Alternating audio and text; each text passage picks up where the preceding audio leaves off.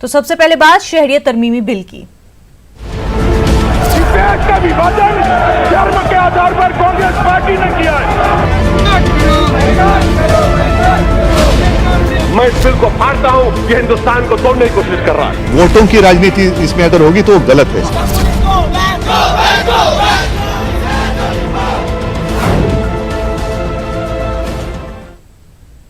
शहरियत तरमीमी बिल कल राज्यसभा में पेश होगा और कल ही राज्यसभा में बिल पर बहस भी होगी। राज्यसभा ने बिल पर बहस के लिए 6 घंटे मुख्तस किए हैं। राज्यसभा कल लंच के बाद शहरियत तरमीमी बिल पर गौर करेगी। कल ही अमित शाह बहस का जवाब देंगे। राज्यसभा में भी शहरियत तरमीमी बिल की मंजूरी के इम्कानात हैं।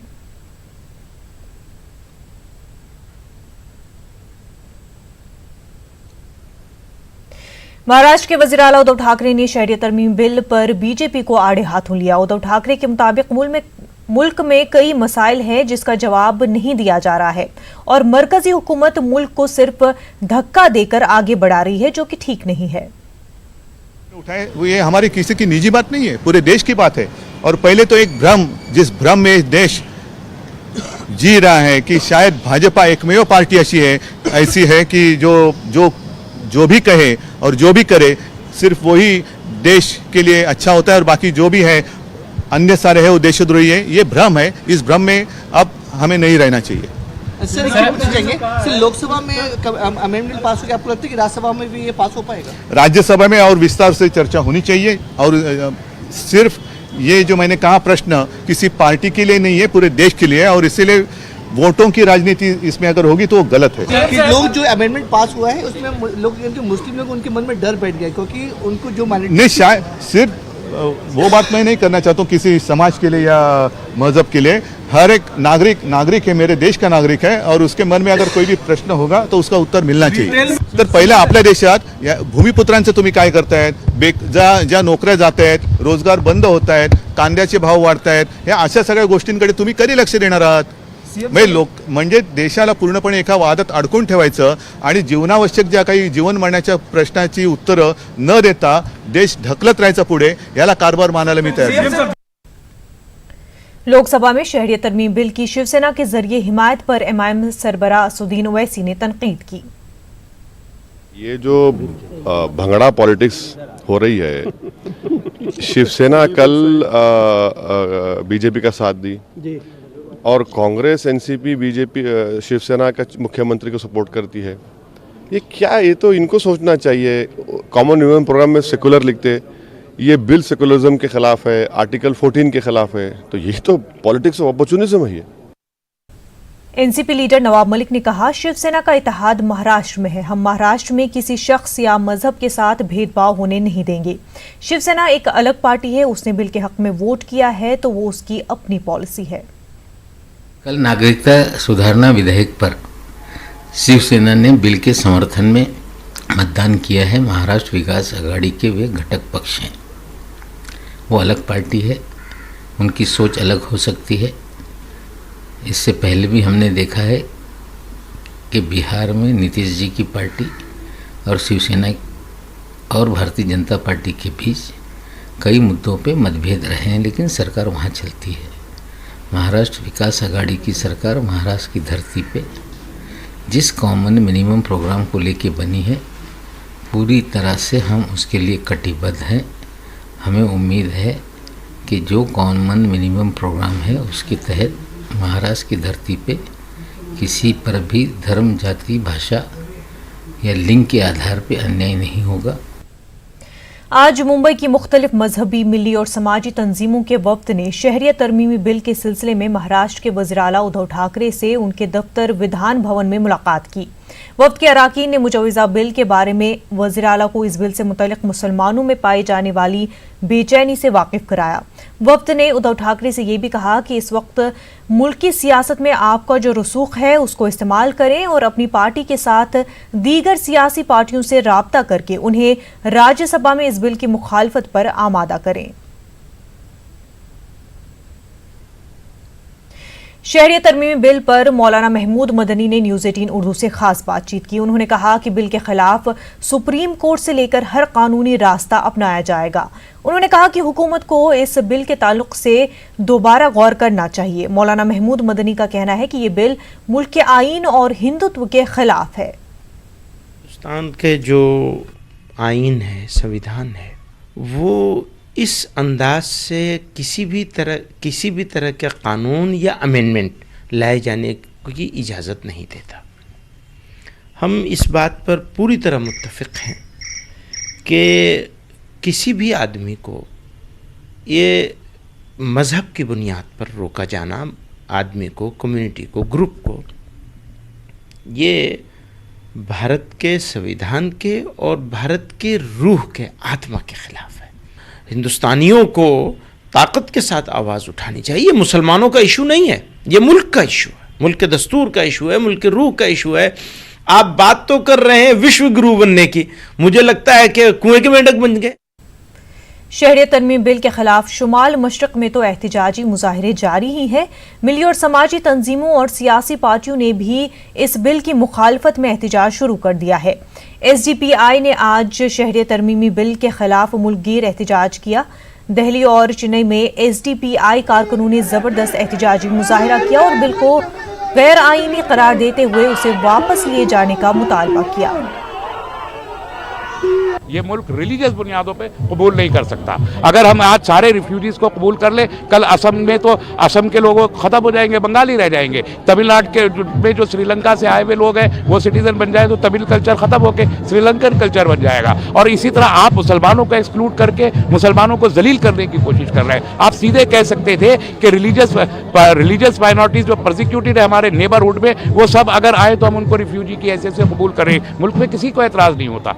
सर क्या डिमांड है आपकी? हम ये चाहते हैं कि इस बिल को वापस लिया जाए। We are burning the citizenship amendment bill. Citizenship amendment bill is totally against to Muslim. शहरियत तरमीमी बिल के खिलाफ भोपाल के इकबाल मैदान में एहतजाजी मुजाहरा किया गया। मुस्लिम कोऑर्डिनेशन कमेटी, मुस्लिम विकास परिषद और उलमा बोर्ड के मुश्तरका बैनर तले मुनक्किदा एहतजाज में तमाम मकतब फ़िक्र के लोगों ने शिरकत की और शहरियत तरमीमी बिल को मुल्क की तकसीम करने वाले बिल से तरमीम किया। बिल को लेकर लोगों के नजरियात क्या है, उस पर हमारे नुमाइंदे मेहताब आलम ने खास बातचीत की। सिटीजन अमेंडमेंट बिल को लेकर मध्य प्रदेश भोपाल में अलग अलग जगह पर एहतजाज जारी है। भोपाल के इकबाल मैदान में इस वक्त खड़े हैं। आप देख रहे हैं कि हमारे पीछे एक लंबा हुजूम है। यहाँ पे लोग इंसानी जंजीर बनाकर एहतजाज कर रहे हैं। आइए लोगों से जानते हैं कि आप क्यों प्रोटेस्ट कर रहे हैं। देखिए, हम लोग इसलिए विरोध कर रहे हैं कि ये जो कानून है ये पूरे संविधान की आत्मा के खिलाफ है। जब ये संविधान बना था और ये संविधान के उद्देशिका में लिखा हुआ है कि पंथ निरपेक्ष, धर्म निरपेक्ष, समानता, तो ये कानून जो है वो भेदभाव करने वाला है, बंटवारा करने वाला है और संविधान के प्रिएम्बल को तोड़ने वाला है। जब हमारा देश जो है वो गुलाम था तब सभी साथियों ने, सभी धर्म के लोगों ने मिलके आज़ादी के लिए गोलियां खाई हैं। ऐसा नहीं था कि किसी ने नहीं किया है और किसी ने छोड़ा है, हर व्यक्ति ने अपना जान दिया है। तो ये देश यहाँ जितने लोग रहते हैं उनका है, वो किसी धर्म को नहीं मानता, जो भी है वो इस देश का नागरिक है। और इसी को देखते हुए गांधी जी ने, नेहरू जी ने, मौलवी जी ने, मौलाना आज़ाद जी ने, इन सब ने कहा था कि संविधान में, उसके प्रिएम्बल में ये चीज़ें डालनी ज़रूरी हैं और इसीलिए वो डाला गया है। और हमारा देश जो है वो अनेकता में एकता की जो हम बात करते हैं वो फ्लेवर के साथ है। और इस कानून का हम इसीलिए विरोध कर रहे हैं कि ये तोड़ने वाला कानून है और हमारे देश के संविधान की आत्मा के खिलाफ है। आप क्यों मुखालफत कर रहे हैं? NRC के खिलाफ। हमारे बाप दादाओं ने इस मुल्क में कुर्बानी दी है। हमारे बाप दादाओं ने, हमारे भतीजों ने इस मुल्क में आज कुर्बानी दे रहे हैं, बॉर्डर पे जाके लड़ रहे हैं। आप क्यों मुखालफत कर रहे हैं? देखिए, ये मुल्क, इसके अंदर हिंदू, मुस्लिम, सिख, ईसाई हमेशा से रहे हैं। ये मुसलमानों के खिलाफ भारतीय जनता पार्टी इस मुल्क को हिंदू राष्ट्र बनाना चाहती है, जो कि ये कभी नहीं बन सकता। इनका ये राष्ट्र बनाने की बात हो रही है। आइए कुछ और लोगों से जानते हैं कि यहाँ पर आप लोग आए हैं, आप क्यों इस बिल की मुखालफत कर रहे हैं? ये संविधान के खिलाफ है। ये जो बिल लाया जा रहा है, इससे देश के अंदर जो धर्मनिरपेक्षता है देश की, उस पर खतरा है ये बिल। और सीधी तौर पे सरकार की नीयत जो है वो साफ नहीं है। देश के अंदर प्यार, मोहब्बत और अमन चैन के खिलाफ ये बिल है। आपका नाम? सबा। आप क्यों, क्या खास विरोध क्यों कर रहे हैं? ये आर्टिकल 14, आर्टिकल 21 का सीधा उल्लंघन करता है। भारत के करोड़ों लोगों को, जिनकी पीढ़ियां यहाँ पे पैदा हुई है, जमीन में दफन है, उन सब लोगों से आज उनके भारत के नागरिक होने का सबूत मांगा जा रहा है। यहाँ इस बिल में हिंदू शरणार्थियों को भारत में जगह देने की बात हो रही है, लेकिन एनआरसी में जो लोगों से 71 का रिकॉर्ड मांगा जा रहा है, वो लोग कहाँ से लाएंगे? इसमें 12 करोड़ लोग बेघर होंगे। 12 करोड़ लोगों को कहाँ रखने का इंतजाम किया है सरकार ने? हम देख रहे हैं कि चाहे यहाँ पर हिंदू हो, मुसलमान हो, दूसरी जो कमेटी है, तमाम लोग जो इस बात की मुखालफत कर रहे हैं कि ये जो बिल है, ये संविधान की आर्टिकल जो है 14 और 15 के खिलाफ है और इसे किसी तरह पे बर्दाश्त नहीं किया जा सकता। कैमरामैन फैजान के साथ मेहताब आलम, न्यूज़ 18 भोपाल। शहरियत तरमीम बिल के खिलाफ भोपाल में मध्य प्रदेश लोकतांत्रिक अधिकार मंच के जेर एहतमाम इंसानी जंजीर बनाकर एहतजाज किया। भोपाल बांगगंगा चौराहे पर मुनक्किदा प्रोग्राम में तमाम तबकात के लोगों ने शिरकत की और शहरियत तरमीम बिल को मुल्क के लिए खतरनाक साजिश से ताबीर किया।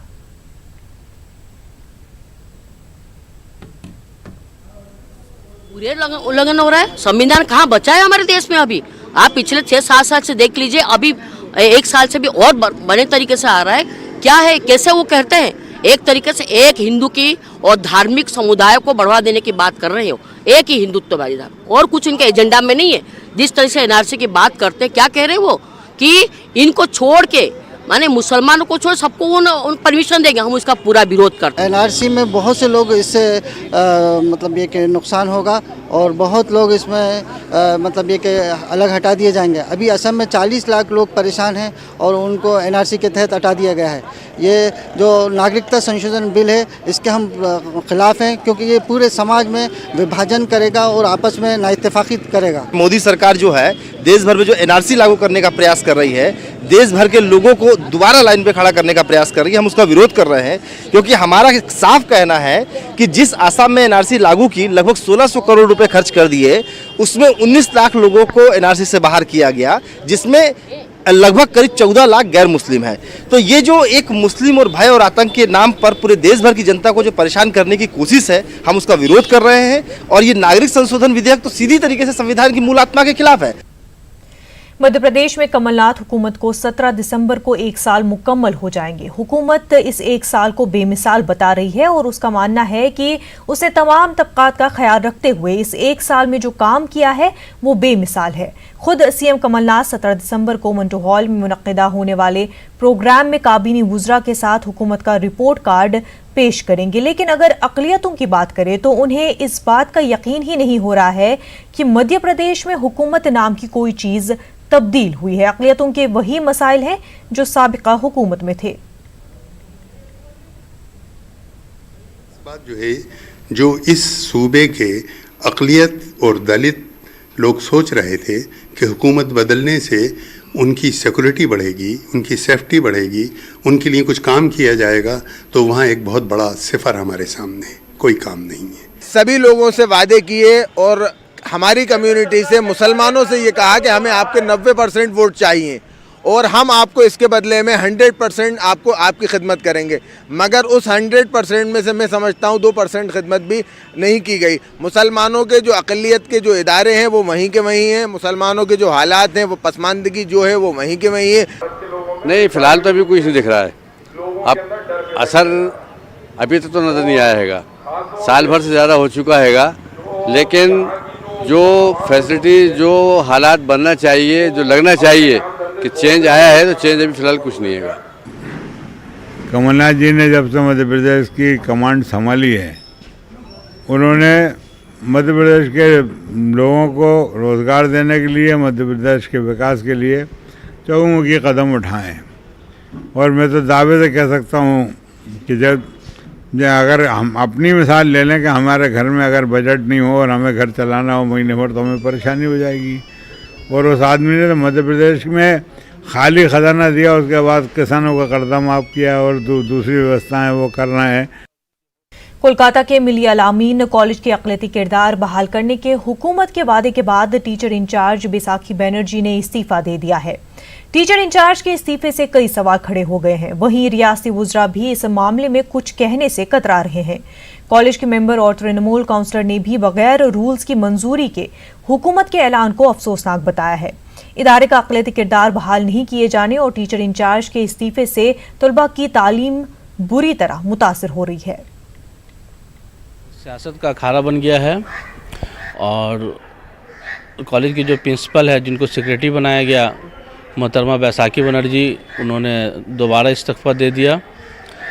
तो 2018 में लास्ट जीबी मीटिंग हुआ था कॉलेज के गवर्निंग बॉडी का, उसके बाद से अब तक कोई मीटिंग नहीं हुआ और कॉलेज बगैर किसी कमेटी के चल रहा है और आज तक इसी हालत में है।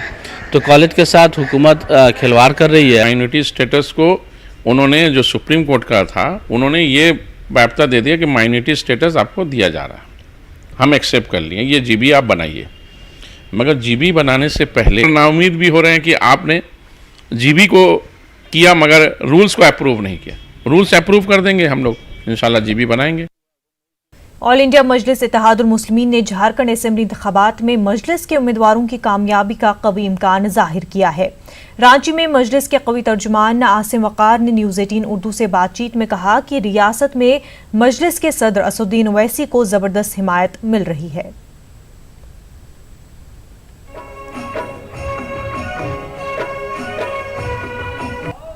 देखिए, झारखंड के 5 चरण में हमने उम्मीदवार उतारे हैं। हमारे 14 उम्मीदवार मैदान में हैं। हमें सभी उम्मीदवारों से उम्मीद है और आवाम से भी उम्मीद है कि वो मजलिस इत्तेहादुल मुस्लिमीन को निराश नहीं करेगी। हम कोशिश कर रहे हैं, हम मुतमईन हैं कि हम अपनी कोशिश कर रहे हैं। बाकी जीत हार अल्लाह के हाथ में है।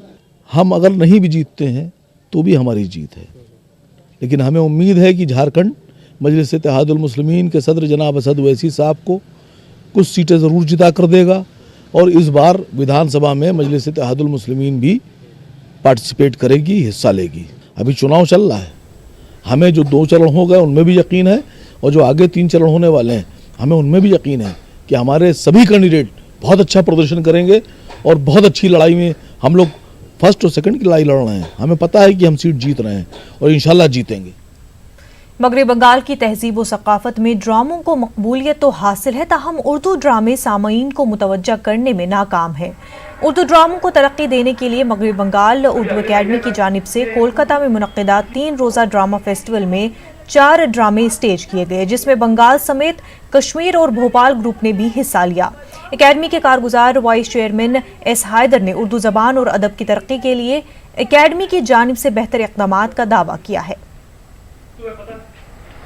तुम्हें पता है कश्मीर के बाहर की आज पहली रात, तुम्हारे गले में कश्मीर के गीत यूं खुलेंगे जैसे चांदनी रात में ज़ाफ़रान के फूल खिलते। चूँकि उर्दू एकेडमी का काम है उर्दू का फ़रोग। उर्दू फ़रोग में जो भी चीज़ हम जो भी समझते हैं बेहतर है, उर्दू तरक्की हो सकती है, फायदा हम करते हैं। तो 5 साल पहले हमने उन्हें सोचा कि ड्रामा का ख़त्म हो रहा है, इसको शुरू किया जाए। तो शुरू किया तो लोगों को दिलचस्पी बढ़ने लगी। गुज़श्ता साल हमने आगरा बाजार का किया था जो बहुत ही कामयाब हुआ। इस साल भी जो पहला दिन हमारा था, इतने लोग आए कि हमारे पास जगह बैठने का नहीं था, फिक्र हो गई कि कहाँ बैठाएंगे। तो लोगों की दिलचस्पी दिन ब दिन बढ़ रही है और हम लोग हिम्मत भी बढ़ रही है। न नमाज आती है मुझको न वजू आता है, सजदा कर लेता हूँ जब सामने तू आता है।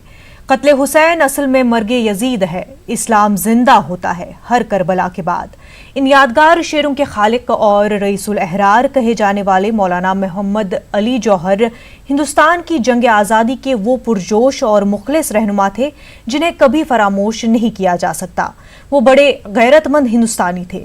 गुलाम हिंदुस्तान में पैदा जरूर हुए मगर गुलाम हिंदुस्तान में दफन होना उन्हें गवारा न था।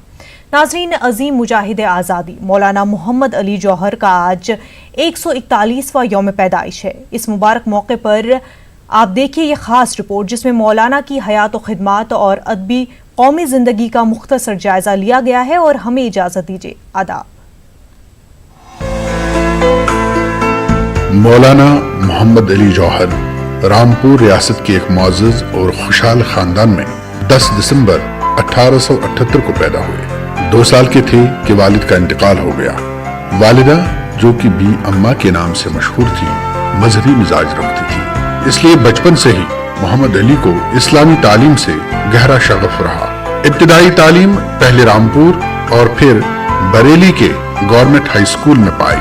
आला तालीम के लिए अलीगढ़ चले गए। बीए का इम्तिहान कामयाबी से पास किया और इलाहाबाद यूनिवर्सिटी में अव्वल आए। ऑक्सफोर्ड के लिंकन कॉलेज में उन्होंने जदीद तारीख का मुताला किया और इंग्लैंड से वापसी पर रामपुर और बड़ौदा की रियासतों में मुलाजिम हो गए, मगर जल्द ही मुलाजमत से दिल भर गया। कलकत्ता जाकर अंग्रेजी अखबार कामरेड निकालने लगे, जो मौलाना की इंशा परदाजी और जहानत तबा की बदौलत हिंदुस्तान में ही नहीं दूसरे मुल्कों में भी शौक से पढ़ा जाता था। उन्होंने उर्दू रोजनामा हमदर्द भी जारी किया, जो बेखौफ इजहार ख्याल का मुरक्का था। जद्दोजहद आजादी में सरगर्म हिस्सा लेने पर मौलाना की जिंदगी का काफी हिस्सा कैदबंद में बसर हुआ। 1919 में तहरीक खिलाफत शुरू करने पर गिरफ्तार हुए। बड़े भाई शौकत अली भी उनके साथ थे। अली बिरादरान की वालिदा के हवाले से ये शेर उन दिनों नारा बनकर गूंजते रहे। बोली अम्मा मोहम्मद अली से, जान बेटा खिलाफत पर दे दो, साथ में तेरे शौकत अली भी, जान बेटा खिलाफत पे दे दो। महात्मा गांधी के साथ तहरीक तर्क मवालात यानी नॉन कोऑपरेशन मूवमेंट में शिरकत की पादाश में भी मोहम्मद अली कई साल जेल में रहे। अलीगढ़ के मोहम्मदन एंग्लो ओरिएंटल कॉलेज को अलीगढ़ मुस्लिम यूनिवर्सिटी बनाने और बाद में दिल्ली मुंतकिल हो जाने वाली जामिया मिलिया इस्लामिया के क़याम में मौलाना मोहम्मद अली जौहर का बड़ा हाथ था। कुछ अरसा इंडियन नेशनल कांग्रेस के भी सदर रहे, लेकिन फिर इससे अलग हो गए। मौलाना मोहम्मद अली जौहर को शायरी का भी शौक था। बचपन से ही मिर्जा दाग दहलवी के आशिक और शागिर्द थे। उनके शेरी मजमुए दीवान जौहर और मजमुए कलान जौहर के नामों से शाया हुए। तकरीरी और तहरीरी निगारशात में खुतबात मोहम्मद अली और सफरनामे यूरोप शामिल हैं। खुद उन पर भी दर्जनों किताबें लिखी गई हैं और चंद वर्ष कबल उनके नाम पर रामपुर में मोहम्मद अली जौहर यूनिवर्सिटी का क़याम अमल में आया। दिसंबर 1930 में मोहम्मद अली जौहर शदीद बीमार थे। एक आंख जवाब दे चुकी थी, दूसरी से कम दिखाई देता था। जोड़ों में दर्द रहता था। शुगर का आर्जा बढ़ चुका था। फिर भी गोल मेज कॉन्फ्रेंस में शिरकत के लिए इंग्लिस्तान चले गए। खैर ख्वाहों ने पूछा, इस हालत में क्यों सफर करना चाहते हो? तो जवाब दिया, मरने के लिए।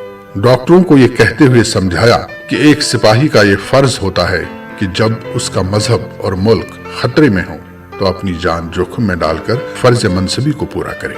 लंदन में आज़ादी वतन का मुतालबा करते हुए फरमाया कि अगर तुम अंग्रेज मेरे मुल्क को आज़ाद न करोगे तो मैं वापस नहीं जाऊंगा और तुम्हें मेरी कब्र भी यही बनाना होगी। कुछ दिनों बाद 4 जनवरी 1931 को लंदन में ही इंतकाल फरमाया। वफात से पहले वसीयत कर गए कि मुझे सिर्फ आज़ाद मुल्क में दफन किया जाए। मौलाना की मैयत बैतुल मुक़द्दस ले जाई गई, जहां मस्जिद अक़सा में उनकी कब्र आज भी मौजूद है। हिंदुस्तान उनकी वफात के 16 साल बाद आज़ाद हुआ, जिस पर उन्हीं की मशहूर गज़ल का यह मतलब याद आता है। दौरे हयात आएगा कातिल क़ज़ा के बाद, है इब्तिदा हमारी तेरी इंतहा के बाद। इस न्यूज़ हेडलाइंस के प्रायोजक सच्ची सहेली।